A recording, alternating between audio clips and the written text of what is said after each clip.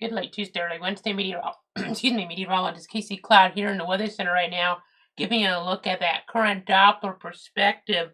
And you do see here what's going on, and that is some storminess there as we're looking towards some of those western areas here, the viewing circle.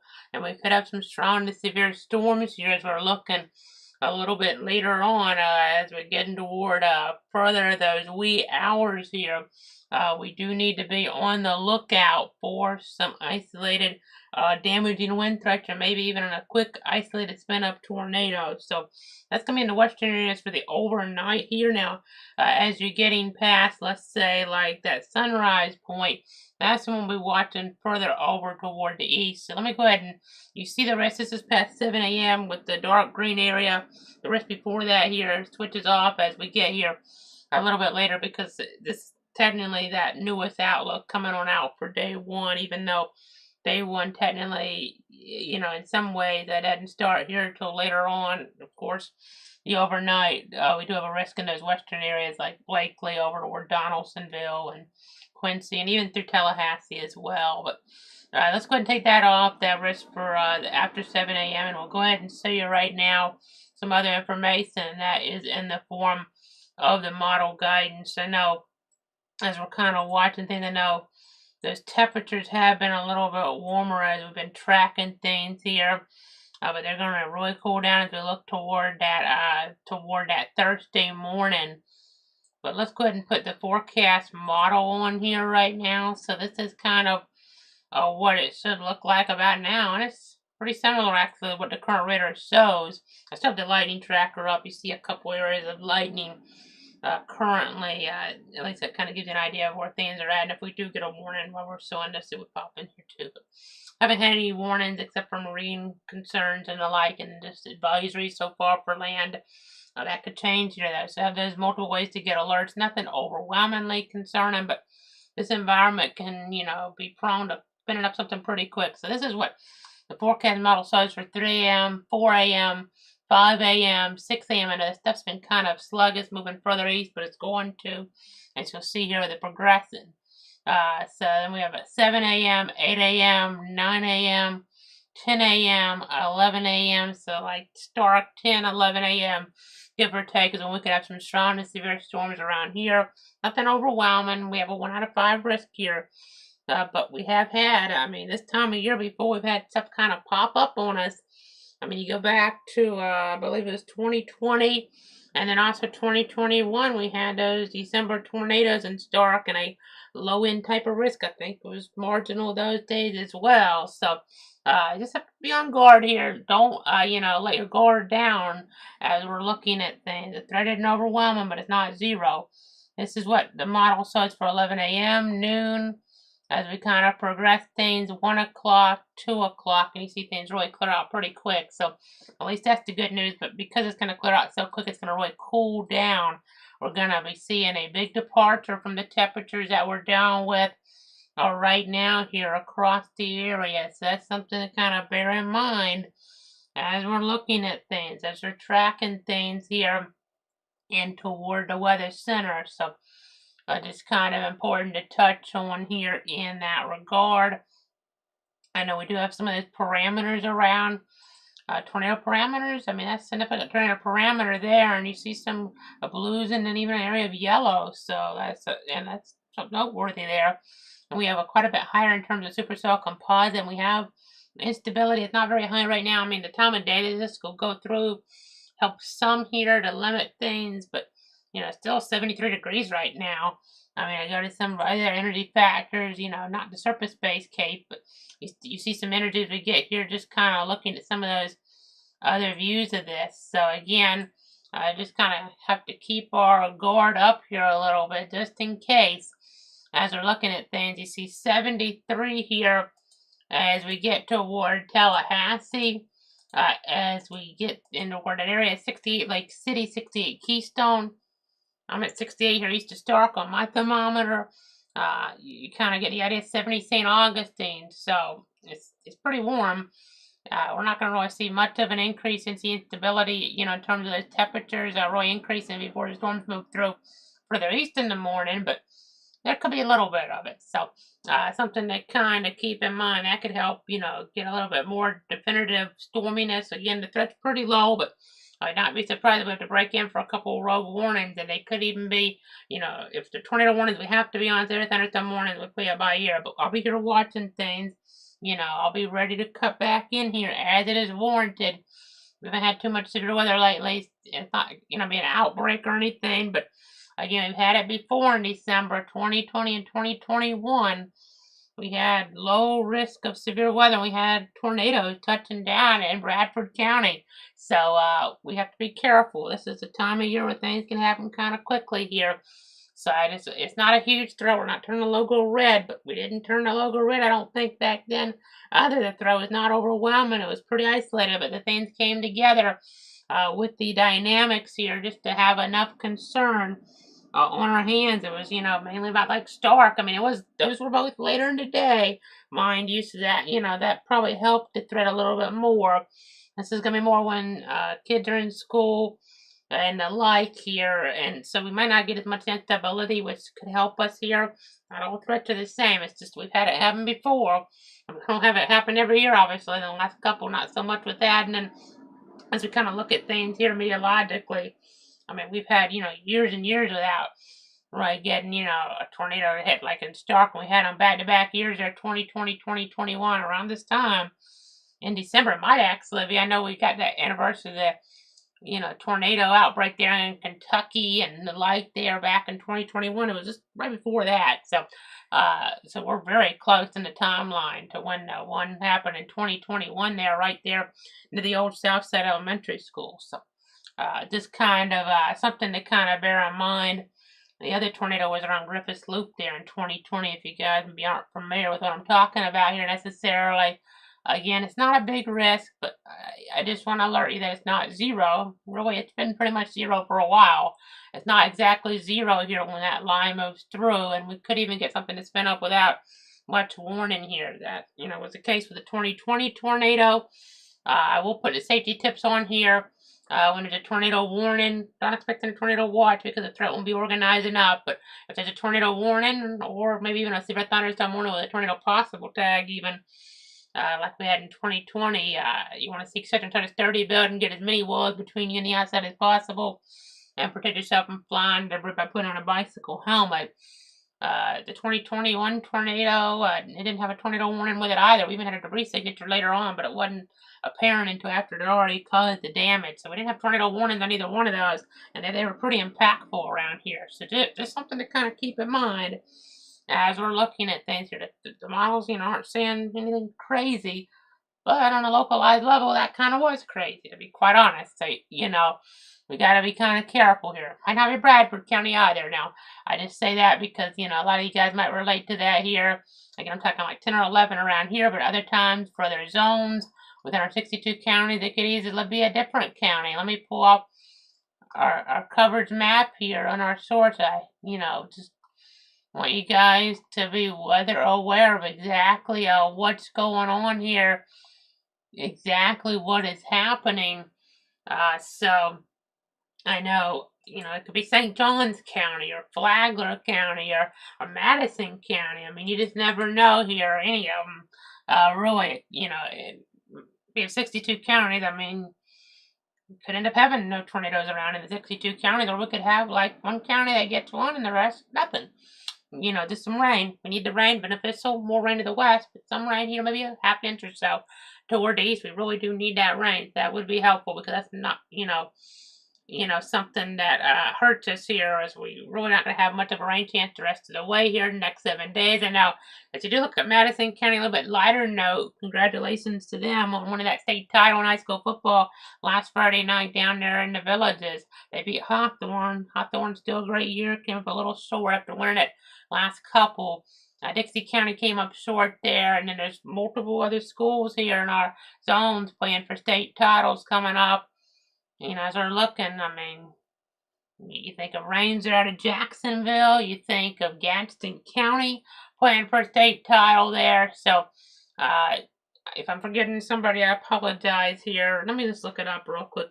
I may cover it, but I'll just double check. I hate to forget somebody. We're only doing the Tuesday scheduled update this week with the holiday schedule, which I'll get to in a moment. So we won't even, have, another chance unless somehow I happen to bring up in severe coverage, which would only be today, really next 7 days, talk about high school football, because we even have the Georgia games coming up. So we already had Madison v. Hawthorne last week. For me, unfortunately, for our Dixie County Cross-City viewers, Dixie County lost, but Madison, they got hit by Hurricane Helene so significantly this year. Hurricane, of course, our storm last year, Idalia, came through there so significantly, and these folks, they came up short last year. They really needed this there in that community. But yeah, we have Gaston County Havana playing for state title. And that's going to be on Thursday at 12:30 in Class 2A. That's the class that Bradford's in. They're going, Gadsden County is against Cocoa. That's the team that Bradford lost to the last 2 years. Not this year, but the last 2 years in the playoffs. Range Jacksonville going to play Miami Northwestern. That'll be Saturday night at 7:30. Those games, unlike the other ones last week, these are going to be in Miami. And then the other schools are all outside of viewing shut a lot around the Orlando TV market. I've noticed. I think there's 4 playing for the state title in that market. It's pretty high for them. As we're looking just to our neighbors to the south. I hope everybody, as we're looking at that, has, good games there to watch. They're just on the streaming platform NFHS Network this year. No TV that I'm aware of here for those like there was last year, but just kind of touching on that. I know in Georgia, we're kind of looking at things here as well. And by the way, I look at some of the weather maps. We have a rain warning, what Southwest Apalachicola. I might check in on that here in a moment.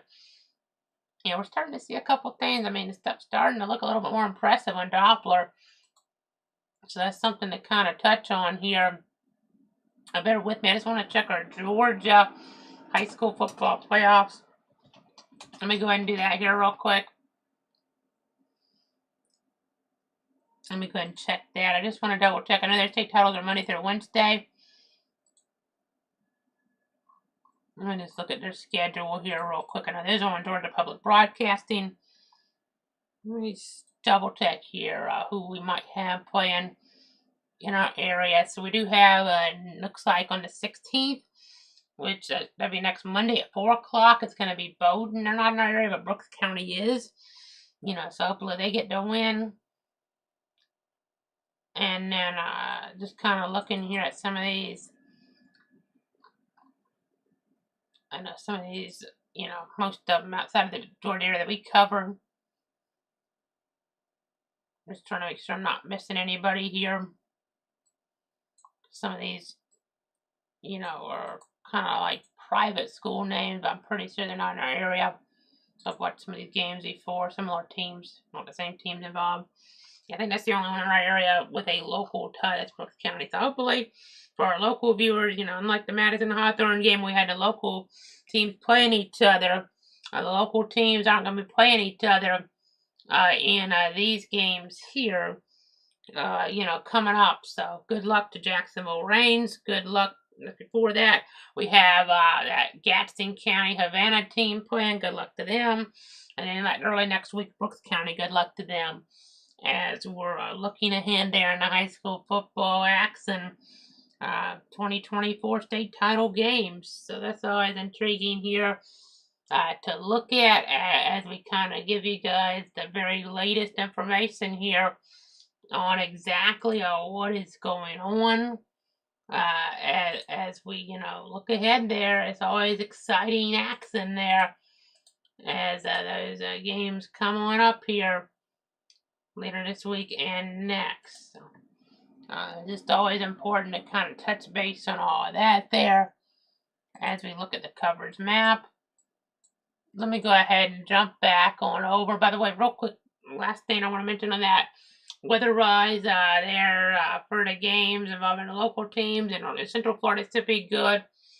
I know the game next week, let me look at it because it'll be a little bit different. Possibly up there. Let me at least kind of glance at that because Let me just make sure they're still playing there. You know, with some of these, make sure they should still be playing those up in Atlanta area. As we're kind of looking at things, we're kind of tracking things. Let's double check that forecast there. Are they playing those indoors this year? They might be. Some years they do it indoors, some years they might be doing outdoors. So, okay, it's Mercedes-Benz, so the weather won't be a factor then. So that's kind of the storyline now. That stadium in South Florida, that is an outdoor stadium there, though. It's Pitbull Stadium is what it's called actually in Miami area. But Miami, as we kind of look, and I know sometimes their forecast can differ a little bit from ours, but maybe kind of breezy, but we're going to be breezy today. I know it might be breezy down there as we're looking toward Thursday and even Saturday, but not really seeing no chance for any temperatures a little bit warmer than us, though. 70s during the day and 60s at night there. Look ahead, so that's not concerning as we're looking at that. So, again, kind of the storyline there. Let me go ahead, we'll kind of get our other source situated here again, because I do need to check out the Doppler technology. So let's go ahead and do that now. Okay, so we're all watching some of the storminess here as we kind of move along here in toward that timeline. As we kind of move along here in toward the timeline, you can kind of see here we have some wind enhancement, but nothing overwhelming here, but it is a significant advisory right now that's in play for gusts up to 40 miles an hour until about, looks like 2:45 this morning. In this zone here, it includes some areas, some of this is not in our area. This storm down here, I need to check it because that would be something that could get us a quick tornado warning if we're not careful right into the coast. But that didn't look all that impressive. Just some wind enhancement, but weak rotation, sure. But water spouts, gust about 40 possible. So watch it around Indian Pass for sure. Don't want to be out on a boat right now, but that's not anything overwhelming here as we're looking at that, but that could change here in this environment. You know, we have the right parameters. There's some shear around, not as much energy. You know, this time of year we can have that with that, you know, high shear, low cape environment. We can have a situation here where we have something pop up real quick and then kind of fade away. It can do quite a bit of damage even, like we've seen before, as I mentioned. So just, you know, I would not be surprised if we see a tornado or two within our 62 counties and everybody else kind of just gets some rain and a little bit of gusty winds, but nothing too overwhelming. So that's, you know, that's kind of the thought process of, you know, what I'm thinking right now. So it's kind of letting you guys know exactly what we're talking about here in toward the weather center. Let me go ahead and pull up some other information here. So bear with me. I'm just trying to give you the very latest here on exactly what is happening. So let me go ahead and pop on up right now the graphics, and just to reiterate here, if you guys weren't with me last week, that hurricane season, I know it was terrible, but officially over. So you know, something I guess could pop up here, but really, you know, I guess you made it. It wasn't a fun one for sure with Helene. You know, that's something we'll never forget. Talking about Milton, and then Debbie to a lesser degree, and then Beryl, of course, is one in Texas, and then the Caribbean we'll never forget as well. So, you know, Francine hit Louisiana, the hurricane, you know, still impactful, not as much as maybe the other storms, but still something to kind of touch on there for sure. As you see, next 7 days rainfall-wise, a lot of this is going to be, you know, happening right now into the maybe very early afternoon. And the rest of the 7 days will be pretty dry. We're talking about around an inch or so around Tallahassee. We need rain. You know, around Stark. This says a quarter, half. I've seen some other guidance on a little bit more, like a half inch to 3/4. So hopefully we get, you know, the higher end of this and don't really get much lightning, because that wildfire danger is a concern, because it's going to kind of warm up to some degree, not extremely warm, but it's going to be dry. You know, the grass is dead here from all the freezes we've had. We've had several freezes here east of Stark. You may have one again here Thursday morning. Friday morning, still pretty cold. Gonna have some concerns with frost freeze in some of our communities. There is a frost advisory for Thursday, but definitely could have a freeze in a few spots depending on where you're at. So that the grass is dead, and if the winds are picking up, that can be problematic. I know this is a little bit separate. Had the fire danger in California, not that we're gonna have a threat like that, but we really do need rain here. So we want the rain without the severe weather. We want the rain without the wind and the lightning. So we're gonna mostly get that. Granted, the rain's not gonna be a whole lot, and there will be a little bit of nuisance type of concern here with maybe an isolated severe storm or two. But I know I'm kind of ramping it up a lot. I hate people to get caught off guard, and we may not even get a tornado warning on something because we had this happen 2020 and 2021 as well. We get a rogue storm, pop up with a little bit of rotation or even just within the line. And you could have a problem on your hands here, and it might happen before it really can be seen on the radar too well. So just kind of be careful. Cloudweather.com/radar gives you an interactive look at things when we're not on the air. Sometime this time of year we'll get a threat like once a week like this. Hadn't really had anything too crazy yet, so in a way we're kind of overdue. I mean, I know we had the tropical season so bad, but at this point we're kind of overdue a little bit for some severe weather concerns. Things could pop up real quick. You snap your fingers and they're gone. We had some rogue tornado warnings last couple of days here. Louisiana going there Monday afternoon, early Tuesday, and then a little bit later in the morning Tuesday in the Birmingham TV market. So just something to kind of keep in mind. I know if we're, not on the air, you want to see something on the radar, go to cloudweather.com/radar there for an interactive look at things. Our covered area, I already said to you guys this, but we're in Bradford. We're always on for a tornado warning storm within 62 counties, and if we see something with severe thunderstorm warnings, they'll be on as well. I know those storms in 2020 and 2021 were very tricky. 2020, we did have severe thunderstorm warnings in effect on Christmas Eve, mind you, and we were on for those. Talking about a tornado possible tag at one point as well. Never had a tornado warning there, but we were on with that as that was moving through Bradford County, giving you the latest. And we ended up having a tornado touchdown around Griffiths Loop. 2021, well, that was a situation where we didn't have any warnings, and then we did have a severe thunderstorm warning. We jumped in real quick as we could, and the tornado was already touching down even around the time that severe thunderstorm warning got issued, and it takes a couple minutes to get on. We were on for part of that tornado with the severe thunderstorm warning effect, and we were not on for part of it. So it just kind of varies, and that's why you got to remain on guard here as we're looking at things. Again, it may not be Bradford County. The odds would be it probably wouldn't be. And the time of day could limit things. I may not really get much. Like some of these events lately we've talked about. Low end threats, but maybe it's Baker County or Charlton County or any county that I'm not mentioning. That's kind of how it works sometimes. It could be anybody low chance here, but just the geographic nature of things that says that one of our zones might have something. That catches you off guard, and you can have winds to 100 miles an hour, and that can be dangerous. You can have trees fall on you and the like, but it's going to be like one little spot here. You just don't want to be that spot, but we can't tell you where that's going to be. But it could be anywhere within our region here. But the storms will be most places. There's an 80% chance of rain here, and we will have some heavy downpours. So we got to watch out for those slick spots on the roads as well. Switching to a lighter topic again, what most people think is a lighter topic. Now, I really, have this a pretty good divergence with my final college football playoff seeds here. From what the committee came up with, even though they did do a really good job by leaving Alabama out and putting SMU in. Kevin Jennings there came up just a little bit short against Clemson, but that was a situation where they hadn't played in many maybe big games here, and at the beginning, not quite ready for it maybe, but they figured things out later on in the ACC, getting 2 teams in. I thought they, really could have got 3 in, to be quite honest, because the SEC, a lot of their teams aren't very good. I only had 2 SEC teams in there. I just didn't think Tennessee was all that good. I know they were way up there. They were number 9. Clemson was 12. I mean, they did have 3 losses, so you have to respect that. But really liked there what Clemson did last Saturday night there.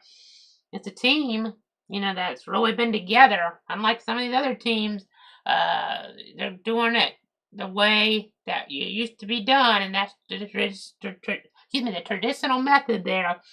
And we're talking about the recruiting out of high school. Now, of course, there's still NIL and the like, but doing it, recruiting out of high school. You're not going just to the portal and switching quarterbacks every year.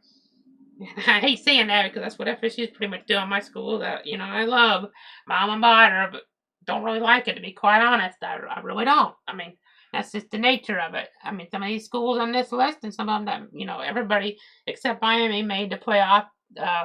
As we're looking at this here, Tennessee made it instead of Miami, not in that spot, but just mind you, these here were playoff teams, and I mean, Oregon did have a transfer. He went from UCF with Dylan Gabriel. He was down there, and then he went to, of course, Oklahoma, and then out to Oregon. It's very successful for him. Arizona State has a transfer there as well. The quarterback there came from Michigan State, so it can work, no doubt.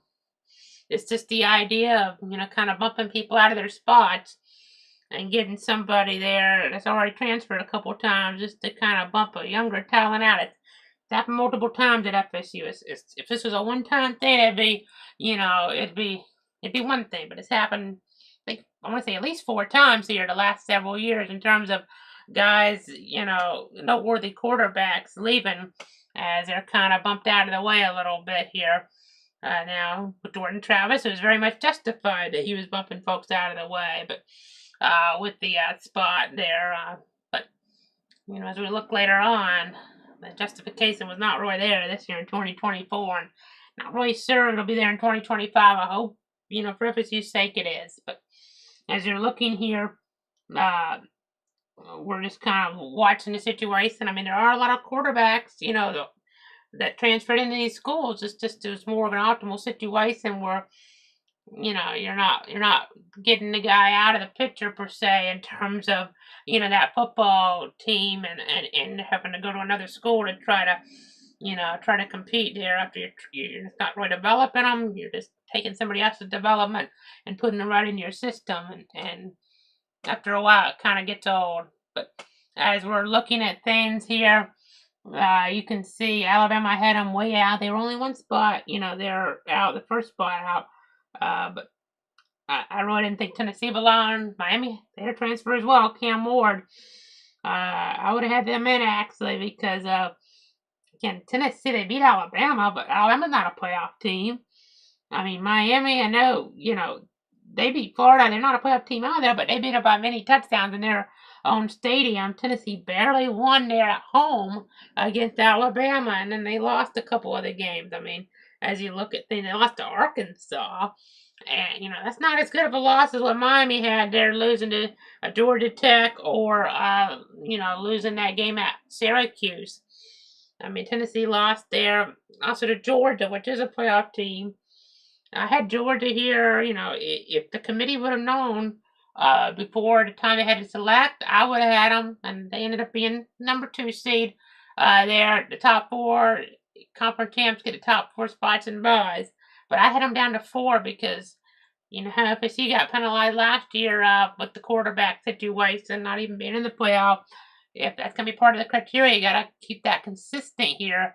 And I'd have penalized Georgia, moved them from 2 to 4. You couldn't move them down further than that because Clemson did lose, by a significant margin to Georgia to start the year out. But, as you're looking at things there, Georgia, they would, I would have them down at 4 because we didn't know, and it looks like the quarterback might be out for the rest of the year, depending on, how things go here over the next several weeks, and as we find out more information, that become a little bit more, really, solidified. But as we're talking about Carson Beck, of course, but as we're looking there, that's kind of the storyline there. I know Clemson, they're going to end up playing Texas in the playoff. SMU is going to play at Penn State. You're going to have Indiana and Notre Dame for what the actual games are. Tennessee and Ohio State, and then the winners will have, whether it's the Ohio State winner against Tennessee, they'll play Oregon in the Rose Bowl.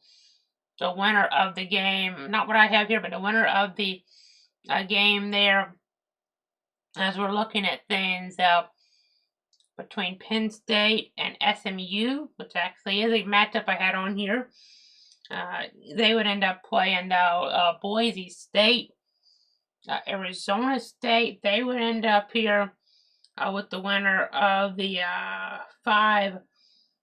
I guess it would be 5-12. Let me double check that here. Since I'm trying to do this off the top of my head, it's a little bit tricky sometimes. I don't think that's, yeah, Arizona State here. Maybe Arizona. Well, okay, I gotta look at the bracket because this is something new here. I want to make sure I'm doing this right. So let me look at my bracket. Which have to, folks have to feel like, okay, it's gonna be Arizona State. The winner of Clemson, Texas would play in the Peach Bowl. Winner of Tennessee, Ohio State would play Oregon in the Rose Bowl. The winner of SMU, Penn State would play Boise State in the Fiesta Bowl. And the winner of Indiana, Notre Dame would play Georgia in the Sugar Bowl. So that's kind of how it works there. As we're looking at a Sugar Bowl, Peach Bowl, they're both indoors. Fiesta Bowl can be indoors there. That's an indoor facility. I think it can be outdoors too there, but a lot of times indoors, and then Rose Bowl is outdoors. And those playoff games that start out before the bowls, per se, in the first round, those Texas, Ohio State, Penn State, and Notre Dame are all outdoor places, so that weather can really affect those. I know as you get later on in January, the college football playoff semifinals, the Cotton Bowl, that's indoors. Generally, I guess it can be outdoors there too, if I remember right. As we're looking, but of course the Orange Bowl is outdoors, but then the championship is in Atlanta on the 20th of January. That will be indoors. So that's kind of how that works there. Weather, would not affect something indoors. You wouldn't think, unless there's like a big ice storm around. I think of Atlanta where they had that years ago with the Super Bowl, but it's not going to affect the game. It's just going to be a situation where there's, concerned traveling and the like and hazards. But again, that's the storyline there. Okay, so our holiday schedule, we had a situation here, as you kind of look at this, and kind of track this here. Of course, we had late Tuesday's update last week. Now we have the update tonight, and we have the update next Tuesday. Christmas week will be late Monday, early Tuesday. And then New Year's week will be late Monday, early Tuesday. So next week it'll be late Tuesday, early Wednesday. Then it's late Monday, early Tuesday, and late Monday, early Tuesday, of course. We'll be on just severe weather warning as necessary. If you don't have to actually come on, for those warnings here. Well, if it's not a tornado warning or, a severe thunderstorm warning that's really showing a lot of concern, or if it's a flash flood warning, and we'll just post them on Facebook there, Casey Cloud Reacts and Cloud Weather, and then Twitter at Cloud Casey, immediately after they get issued. But if it's a tornado warning or something more concerning, we'll be on the live stream on all the different platforms as quick as possible. That's kind of storyline there. As we're looking, as we're tracking, as we're giving you guys the latest information. Let me go ahead and throw up our 7-day now, though, as we kind of look at things, and I shouldn't have done it like that, but you get the idea. We'll throw that up one more time. There you go.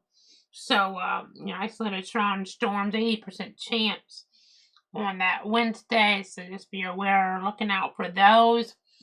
As we're tracking things here, as we're monitoring it, and could even have some warnings that I've talked about. Could even be severe, 80% chance. Your showers, at least rain. Up until early afternoon. It's a little bit earlier ending in the western areas. And this may be a little afternoon in our southeast zones, the chance. But 70 for the high. Really could be an upside down day, though. I mean, we could end up really, as we're looking here, it's kind of hard to display this on a graphic like this, but really, you're going to have, before midnight, lower temperatures than 64 around, because they're going to be down to 33 Thursday morning. It's going to be cold, going to have frost, some freeze conditions depending on where you're at. 58 only for the high, so it's going to be cool out there. Now, the wind's going to be a factor as we're looking ahead, though. Wednesday, anyway, it's going to be, with that storminess, even outside of the storminess, some windy conditions around. And then you see it warming up, though, some by Friday, 68 degrees. Saturday there, 73. Sunday at 73. A little cool Monday, Tuesday, but we'll be seeing maybe that rain chance really kind of move out there. Very low chances Friday through Sunday with some passing shower. Not a big deal, but pretty nice, really. I mean, even, from Saturday on, That's not a bad forecast here. It's not going to be quite as much of a roller coaster. It doesn't look like to that period. So that's the good news. But we got to get past early on today. Very well make it out of this without any real damage, but it's possible that it's not the case, and we got to stay aware of that. And have that heads up here for you guys if we have warnings around. So make sure you have multiple ways to get those alerts as we're kind of looking at things, as we're kind of tracking things here. As we kind of give you guys the very latest. Let me see if there are any questions or comments at this late night hour. Don't see anything right now, but I appreciate you guys tuning in here as we're, tracking things. And now, circling back real quick to college football, I mean, it's great for the players to use that transfer portal as they deem necessary. It's just with FSU quarterback situation, I prefer FSU and the coaching staff not, be switching quarterbacks every year. That just isn't going to work generally unless you're getting one of the top few quarterbacks. Obviously, it didn't work here in 2024. Hopefully, 2025 is a better year for FSU football. We'll see. But as we're kind of looking at things, and then we have FSU basketball teams in action. The men's team better than they have been the last couple years. They had some losses here recently. The women's team they're pretty decent. Hopefully they can get in the NCAA tournament. I mean, hopefully the men's team makes a run too, but the women's team there should have a better chance at it. And we'll be looking ahead to baseball and softball season. Of course, the Gator basketball team, the men's team, is really good, on the court there, getting all those victories as we're looking there. So that'll be something to watch as well as we're looking there. It'll be a pretty big storyline with a lot of folks going to those games. I know I'm a Seminole. I graduated from there, but we'll be watching the Gators there as we look ahead. I am getting some late word now of some information here. Let me pop up into the source. Bear with me here. So we are getting, the latest here on some things. There's a 20% chance now, and it's probably not going to happen, of a severe weather watch. So let's look at this. The Storm Prediction Center just sending this out here 1 minute ago. In that blue circled area, there's a gradual increase in thunderstorm. Thunderstorm activity is expected from parts of the Florida Panhandle and the Southwest Georgia. And isolated severe cannot be ruled out. The discussion here says surface analysis shows a cold front extending from northern Georgia across southeast Alabama and in the northeast Gulf of Mexico. Meanwhile, a north to south oriented warm front remains draped across central Georgia into northern Florida. Now there is some energy over, those Cape values there. There's ML Cape values over 500 joules per kilogram that exist across the warm sector currently.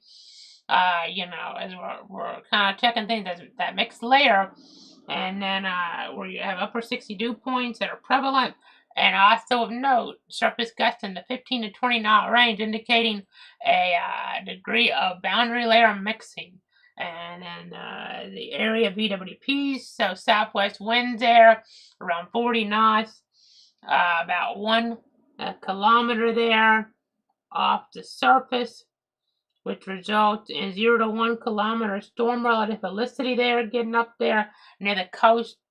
Some areas to some different values there, that are getting a little bit up there. It's near the Georgia warm front, in some spots even. So you got to watch that. That can be, a focal point for some of this activity. As such, any increase in convection tonight along or just ahead of the cold front could result in a brief tornado or damaging wind risk, but coverage is severe is not expected and require a watch. So that's the storyline there, but we'll have to watch here for rotation. Let me look at our rotation tracker real quick. A little bit off the coast here, but it wasn't overwhelming a minute ago. I know one of our radars is down. Wouldn't affect that much, but I know our Fort, used to be called Fort Rucker, now at the Fort Novasil radar is down. But we'll, look at some things. Some of this, since there's always a chance if we, don't kind of talk about things a little bit more and then something pops up real quick, we have to cut back in the night. Stay with us just a little longer. We see a little bit of wind enhancement, weak rotation, nothing overwhelming there. This here has a little bit of wind enhancement, weak rotation. It's just northeast of Tender Air Force Base, nothing overwhelming. That's a new advisory now in play until about 3:15 Eastern, 2:15 Central for 40-mile-an-hour gusts, but the storms could intensify and warnings could be required at some point in this corridor. So keep that in mind. As we're looking at things, as we're tracking the situation, that is something to keep our eyes on. I mean, just gonna have to kind of look here. I'm just looking at rotation tracker. There's a little bit of rotation maybe in Georgia. Let me look at this. I want to make sure it's not a false signature. It's northwest of Albany. No, we don't have a very good radar for this. I'll go all the way up to Alabama Maxwell Air Force Base. Not really getting a good look. Let me try that Robins. That when these radars are down, it doesn't help things. But I don't see a lot there.